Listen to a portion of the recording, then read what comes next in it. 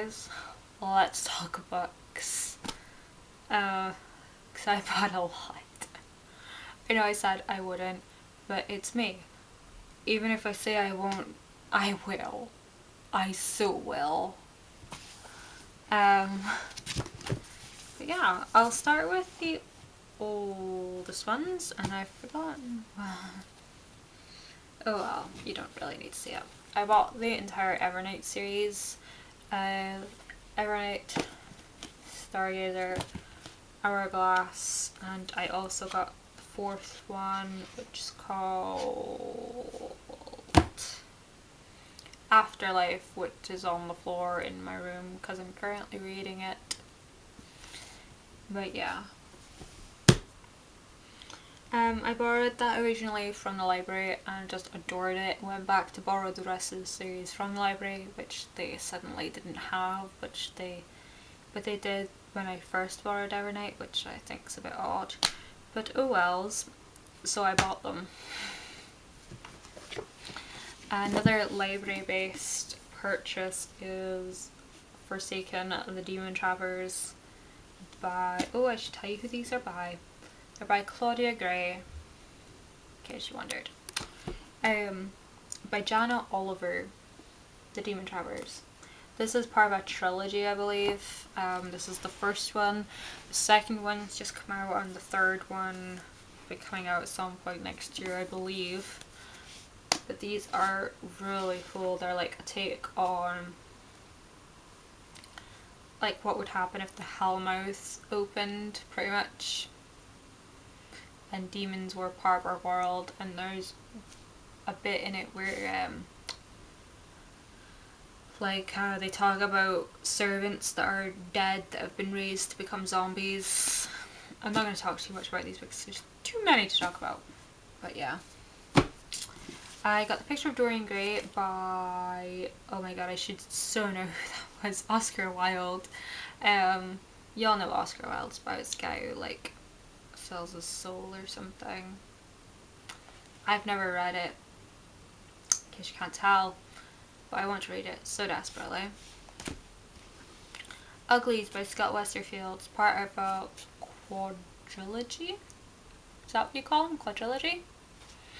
I don't know, but it's part of a 4-book series. There's the Uglies, the Pretties, the Specials, well, not the Uglies, Pretties, Specials, Extras. It's part of a 4-part series. I can't actually remember what this is about, but I remember really wanting to read this when I was in the academy. And then we have It Girl by Celia von Zigasar. Well, it says created by her. I don't know if it's actually written by her, because usually in the book world, created by does not mean written by.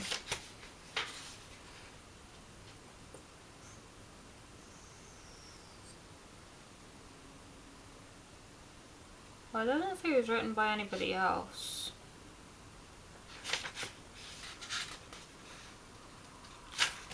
So is it safe to assume that she wrote it?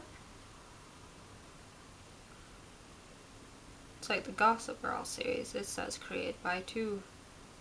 I don't know. By the same lady who wrote / created Gossip Girl, and this follows Jenny Humphrey on her way to Waverly. Waverly Academy, an exclusive mixed boarding school in upstate New York, is a place where glamorous rich kids don't let the rules get in the way of an excellent time. It sounds really good. I read a few chapters before, and the end of each chapter it has like an instant message kind of layout like that, and that's pretty interesting, so I can't wait to read that. I got 2 really kind of cheesy books. They're like collections of short stories. There's Prom Nights from Hell and Love is Hell. I used to write these stories when I was in school, and they'd always be such and such from hell. So there'd be, you know, birthday from hell, nightmare from hell. It was great, and then we used to get to write them out, and you could doodle around it, and I used to do like fire and blood dripping down the edge, and then everyone started copying me, and yeah. It's not good to be different when you're not the popular person, because then the popular person's like, I thought that idea first, and then they do it really half-arsed. And you can tell they did it really half-arsed, but they're trying to make out that you copied them. Oh, the joys of being 8 years old. Anyways, I like a bit of cheesiness. So these are, the Love is Hell contains books, contains story from Melissa Marr, who I've heard of, Scott Westerfield, who wrote Uglies, Justine Larbelster, can tell you how to say that, Gabrielle Zevin, Laurie Farah Stolars. Those three I've never heard of, but I'm looking forward to reading that. And then we have The Prom Night from Hell, which has Meg Cabot and Stephanie Meyer, who I've heard of, Kim Harrison, Michael or Michelle maybe, Daff, Lauren Miracle,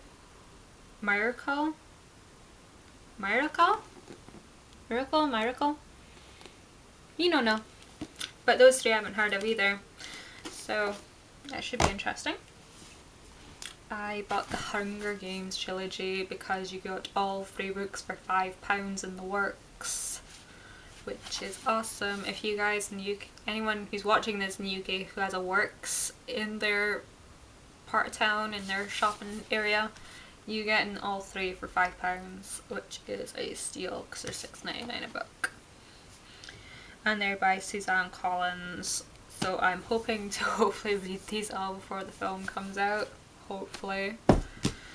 I also bought The Lion Game by Sarah Shepard because I've heard a lot of good things about it, and it does sound really good. It's about a girl who's murdered, but she has an identical twin somewhere else who's just found out about her twin, but no one knows that the first twin's died, so this other twin from somewhere else has come to find out who killed her sister that she'd never met. And she blends into her life or something. I've never seen the TV show, I just read the back of the book, so yeah. Then we have Bret Easton Ellis, American Psycho, because I've wanted to read this for years. I like the film, so we'll see what the book is like. I bought Sex and the City by Candace Bushnell. I have like Lipstick Jungle and 1/5 Avenue, I believe it's called, but I've never read Sex and the City, which is odd, so I'm looking forward to reading this. And I saw this one, and it's introduced by Candace Bushnell, and it's called The Group by Mary McCarthy, and it's set in 1930s New York. And then they had this sitting next to it, which is her first novel. It's The Company She Keeps, and it's loosely based on her life. It's either... This one's 1930s. I think this is 1930s as well. It says first published in 1942, so I'm guessing this is 1930s New York as well, but it's loosely based on the author's life, so that should be interesting. And I bought a classic, which is Mansfield Park by Jane Austen. It's one of my favourite Jane Austen stories, so I like to read the book. And I bought a non-fiction book, and this is called Backwards in High Heels, The Impossible Art of Being Female by Tanya Kindersley and Sarah Vine. And this is basically a girl's guide to everything you ever needed to know in life. I will hopefully never buy another book this year. Hopefully. That is everything. I will hopefully never buy another book this year. Hopefully. I have a lot of reading to catch up on. I was doing NaNoWriMo, which is National Novel Writing Month. Oh my god, what a fail. I started one story, got like just over 1,000 words in, didn't like the story I chose to write, tried to write another one, got 300 words in, and then just didn't write anymore. So yeah. Oh no, tell a lie, there is another book. Paranormal Saved by Kiersten White. I picked this up on a whim. I'd heard good things about it. No idea what it's about though. But the cover's pretty. And that, I swear, is all the books I bought. I swear. So yeah, I'm gonna do my to be read list next because I have a lot of books I want to read at the moment. Like, I want to read now kind of things. So I'll do that video next. And hopefully when I've done procrastinating, I might get back on to doing my NaNoWriMo because it is only November 12th right now. So I still have like 28 days. No. God, I suck at math. I still have 18 days to bang out 50,000 words. Can I do it? If I write 5,000 words a day, I might. But we'll see. Anyway, thank you guys so much for watching. If you've any thoughts on any of these books, feel free to let me know. Don't spoil anything for me because that would just be mean. But let me know if you want any reviews on anything, and I shall do that for you, I suppose. I don't know where I was going with that long pause. If you want a review, just tell me and I'll do it. That's what I kind of meant. Although if it is a series book, not a serious book, but a series book, that could be difficult. I find it difficult to start, like a lot of the books that I read are in a series, so I find it really difficult to review them if, you know, people haven't read them, unless I put big like bleeper at the start of the video saying, do not watch if you have not read, because there will be spoilers. I only like discussing a book with people who have read it because otherwise it's just awkward.